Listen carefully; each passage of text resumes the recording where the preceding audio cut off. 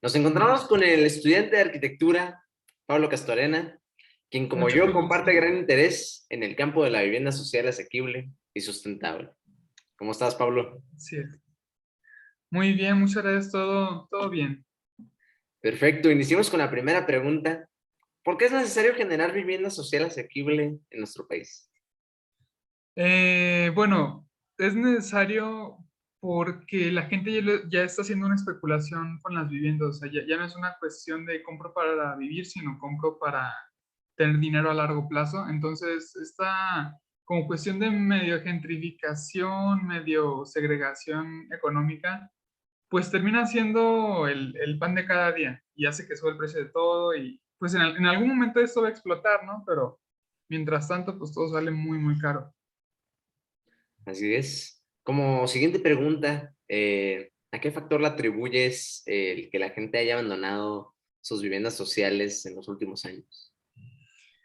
Hay varias cosas, pero creo que se puede enfocar en torno a que ya no se ve a la vivienda como una parte de la vida humana, o se le da más como un negocio, entonces pues hacen desarrollos en las periferias donde no va a haber un ocupamiento orgánico, o sea, la gente va a vivir ahí porque solo tiene ese cuarto con cocina y baño ahí arrecholados, pero no se le ve como un lugar que requiera condiciones dignas para vivir. Entonces, esa misma como falta de identificación de los usuarios con su entorno y como ese odio hacia su propia casa, creo yo que no ayudan mucho para que la permanencia sea una cuestión.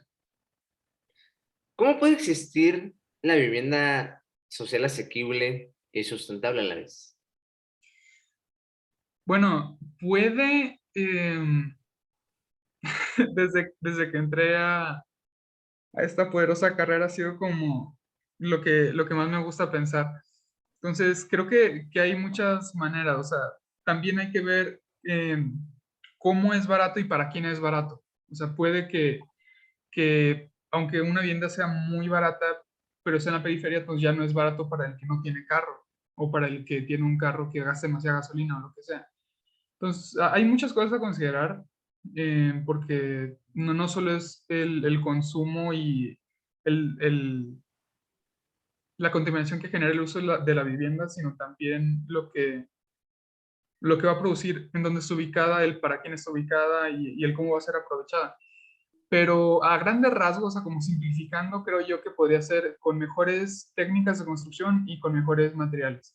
Pero digo, podría ser un poquito caro al inicio, más como una inversión inicial.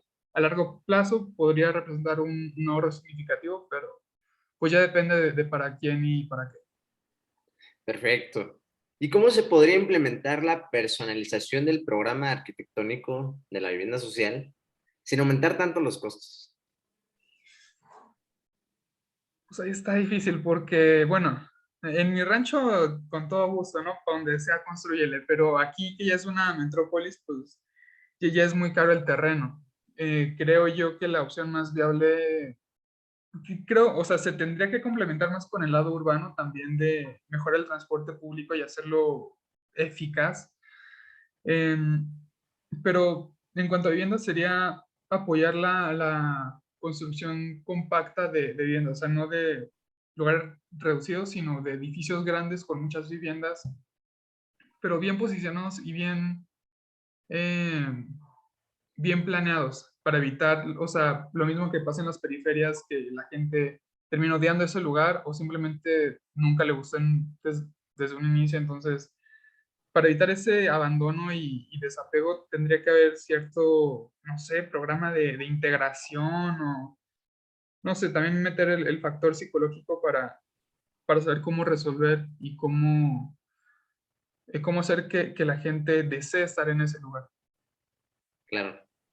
¿Por qué crees que no hay en nuestro país un desarrollo fuerte en cuanto a materiales sustentables y baratos?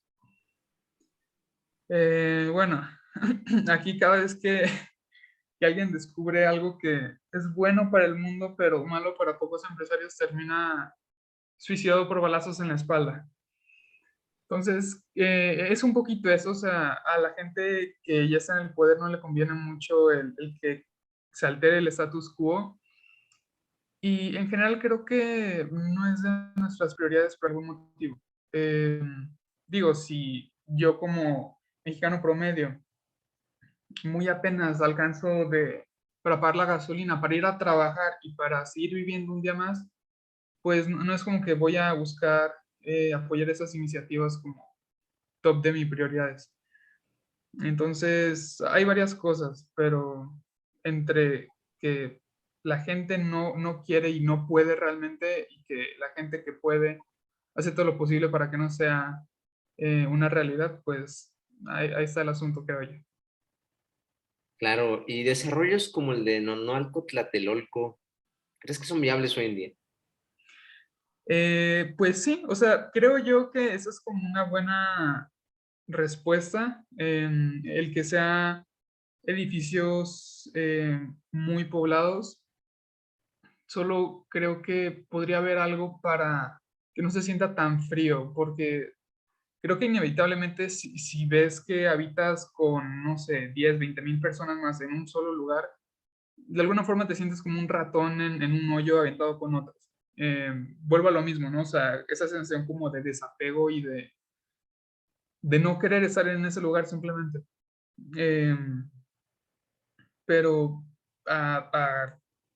en una vista un poquito más panorámica, pues realmente es como la solución, o sea, la vivienda concentrada. Claro.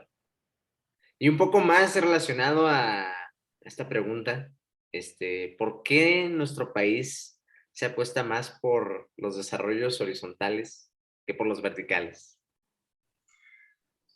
Eh, mm, pues bueno, el tener un terreno creo que ya es más caro. Repito, en mi rancho te vas a la periferia y no, hombre, o sea, con 100 varos ya tienes para dentro de 200 años tener tu propio estado.